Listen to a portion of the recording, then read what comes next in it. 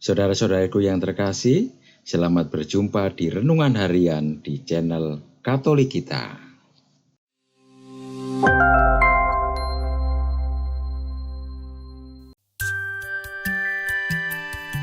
Hari ini, Senin, 4 Maret 2024. Pekan ketiga Prapaskah. Bacaan pertama.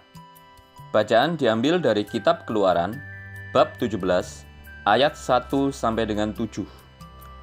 Sekali peristiwa, berangkatlah segenap jemaah Israel dari padang gurun Sin, berjalan dari persinggahan sesuai dengan titah Tuhan. Lalu berkemahlah mereka di Rafidim, tetapi di sana tidak ada air untuk diminum. Jadi mulailah mereka bertengkar dengan Musa. Kata mereka, "Berilah kami air, supaya kami dapat minum."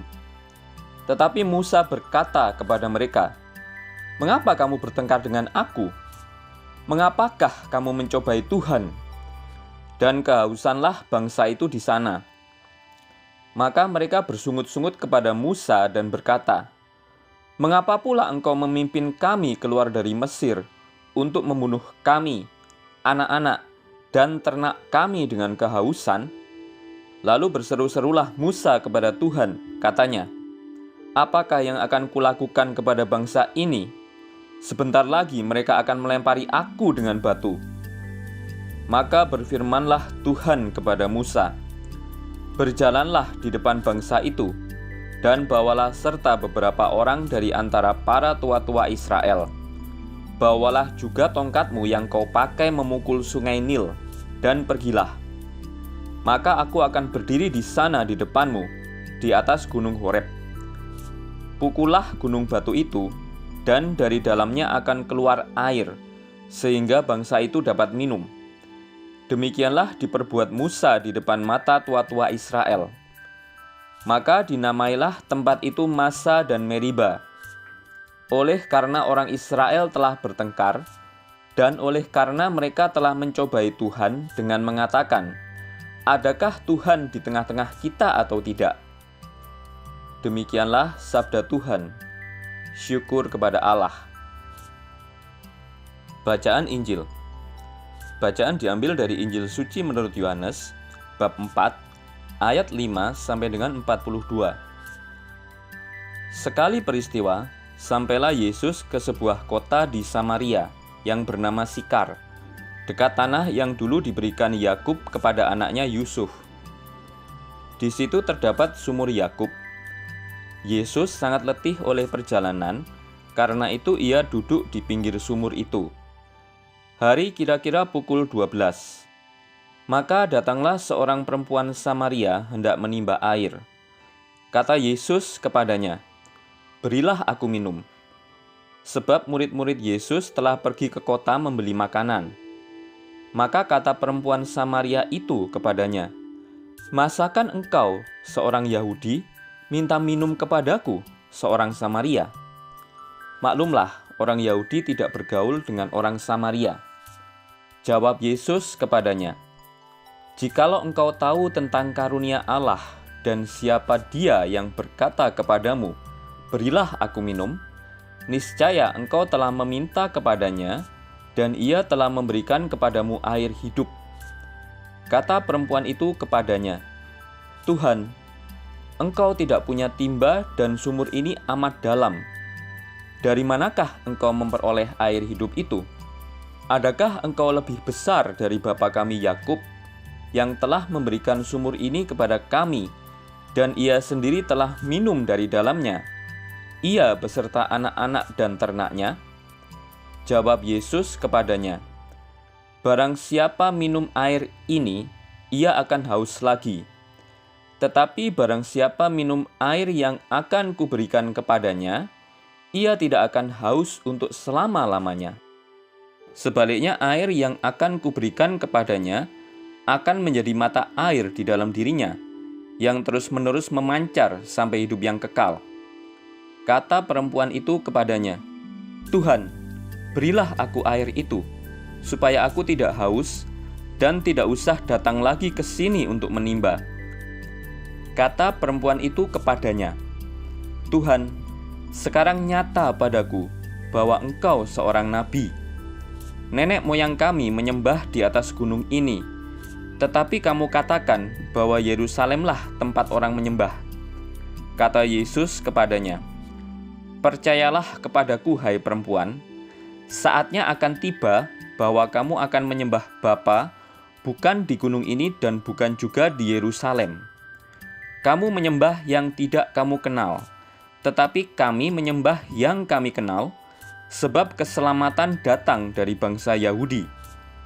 Tetapi saatnya akan datang dan sudah tiba sekarang, bahwa para penyembah yang benar akan menyembah Bapa dalam roh dan kebenaran, sebab Bapa menghendaki penyembah-penyembah yang demikian.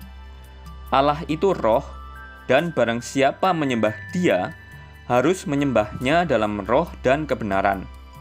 Jawab perempuan itu, "Aku tahu bahwa Mesias akan datang, yang disebut juga Kristus. Apabila datang, Ia akan memberitakan segala sesuatu kepada kami." Kata Yesus kepadanya, "Akulah Dia yang sedang bercakap-cakap dengan engkau." Dan banyak orang Samaria dari kota itu telah percaya kepadanya karena perkataan perempuan itu yang bersaksi, "Ia mengatakan kepadaku segala sesuatu yang telah kuperbuat." Ketika orang-orang Samaria itu sampai kepada Yesus, mereka meminta kepadanya supaya Ia tinggal pada mereka. Dan Ia pun tinggal di situ 2 hari lamanya. Dan lebih banyak lagi orang yang menjadi percaya karena perkataannya. Dan mereka berkata kepada perempuan itu, "Kami percaya, tetapi bukan lagi karena apa yang kau katakan, sebab kami sendiri telah mendengar Dia, dan kami tahu bahwa Dia benar-benar juru selamat dunia." Demikianlah sabda Tuhan. Terpujilah Kristus. Yesus berani mendobrak kebiasaan orang Yahudi yang membenci orang Samaria karena mereka dianggap najis.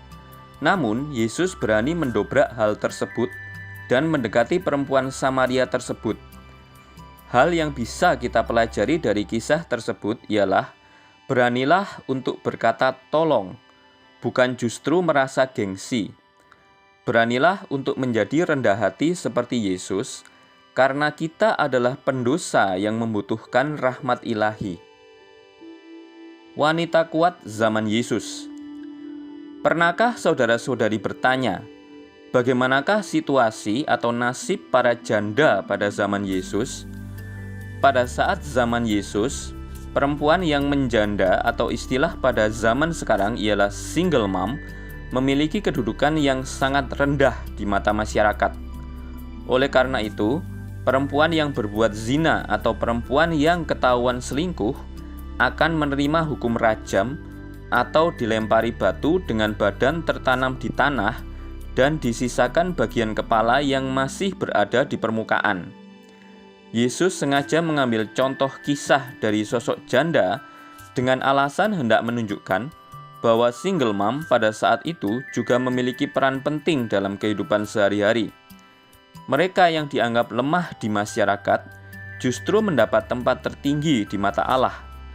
Bahkan pada saat kebangkitan Yesus, justru Maria Magdalena yang menjadi saksi pertama kali menyaksikan hal tersebut.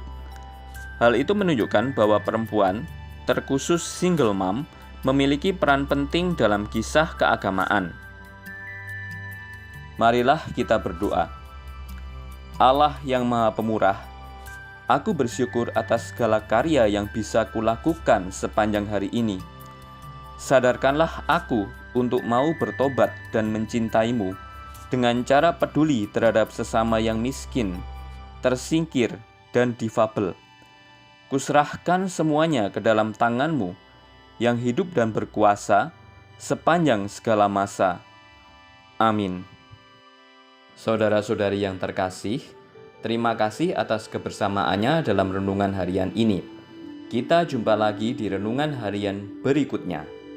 Berkah dalam.